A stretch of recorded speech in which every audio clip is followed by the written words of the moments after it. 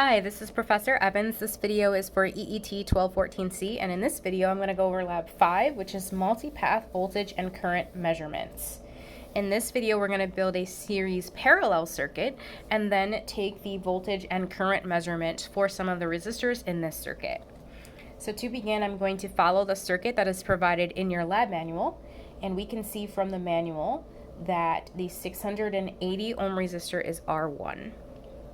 It's placed horizontally on the breadboard, just like you see in the picture.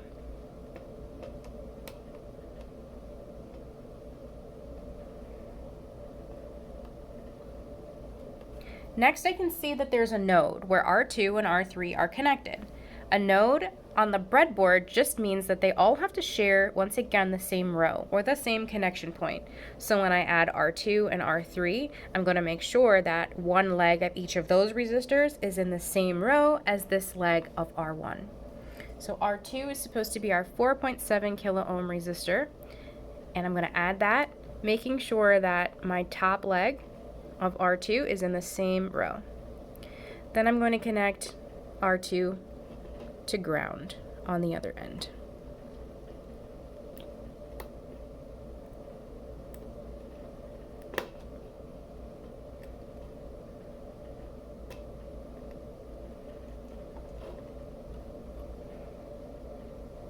All right, now I'm going to add R3, which is a 1.5 kilo ohm resistor, and again I'm going to make sure that that left leg of this resistor is also in the same row so that I have a node. I have a point where current can split now and take two paths.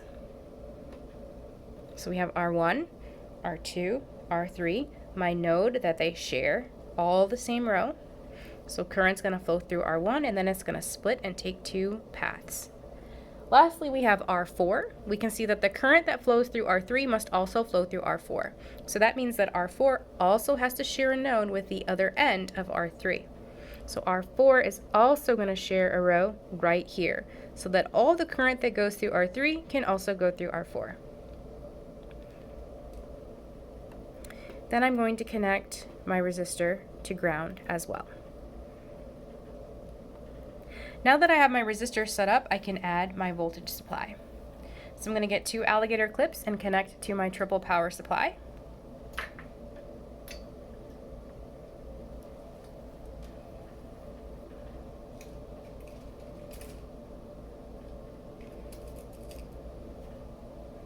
I'm just going to add a wire for my ground right down here.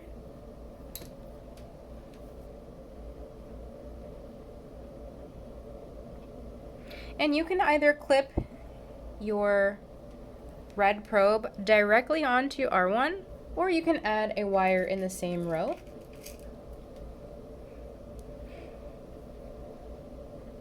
So it doesn't matter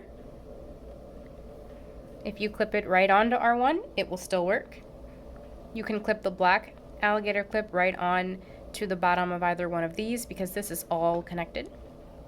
Or you can use wires. I'm using wires today so that we can easily see the flow of current. Now I'm going to go ahead and turn on my triple power supply and set the voltage to 2 volts.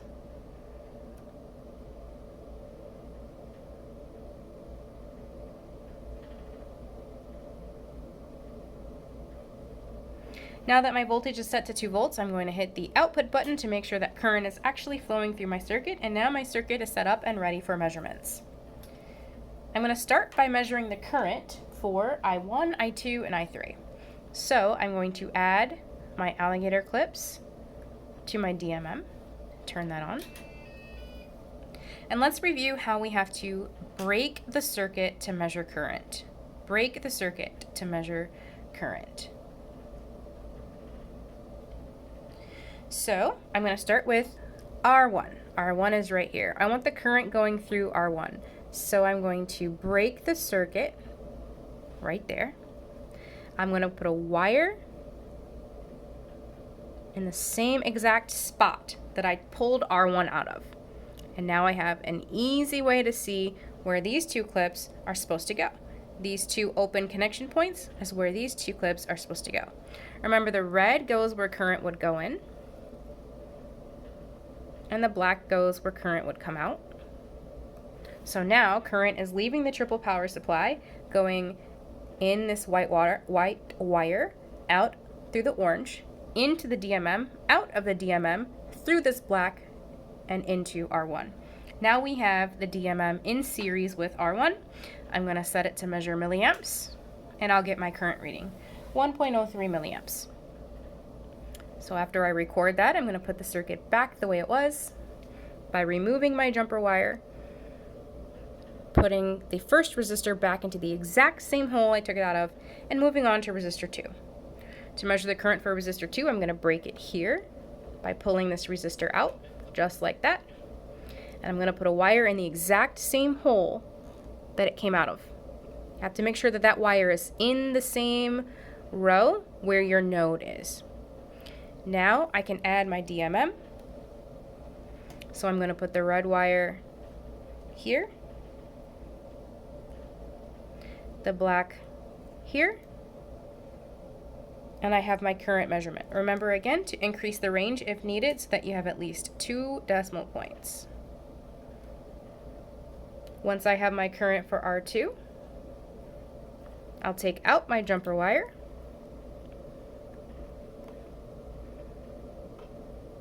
and move on to R3.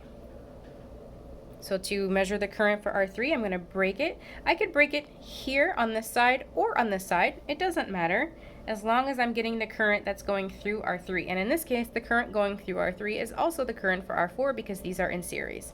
So I could break it here or break it here. I'm going to break it on the right side. And I'm going to put that jumper wire in the exact same hole that that leg came out of. And then I'm going to add red where current would be coming out, and black where current will be going back into the circuit. And I have my measurement for R3 and also R4. Next, I'm going to put this all back the way it was and measure the voltages.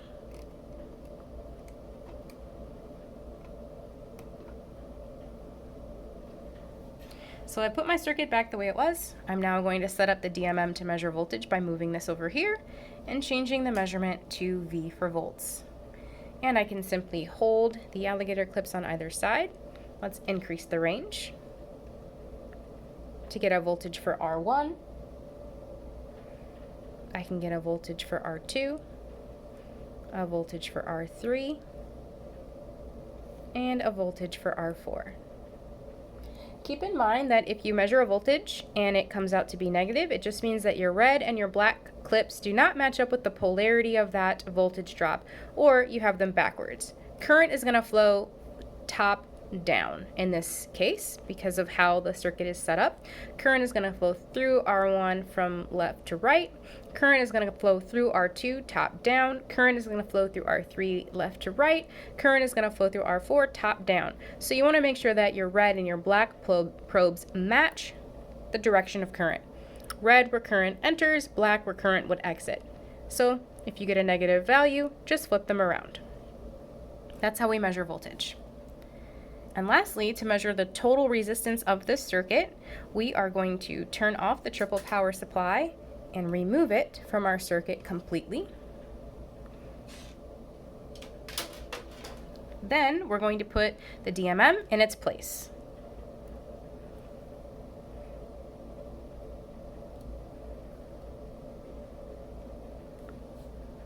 Lastly, we're going to set the DMM to measure kiloohms. And we get our measurement, about 1.99 kiloohms as our total resistance, very close to 2 kiloohms. And this is how we take our current, voltage, and total resistance measurements for a series parallel circuit. Please use this video to repeat these steps in preparation for your upcoming quiz on DC circuits.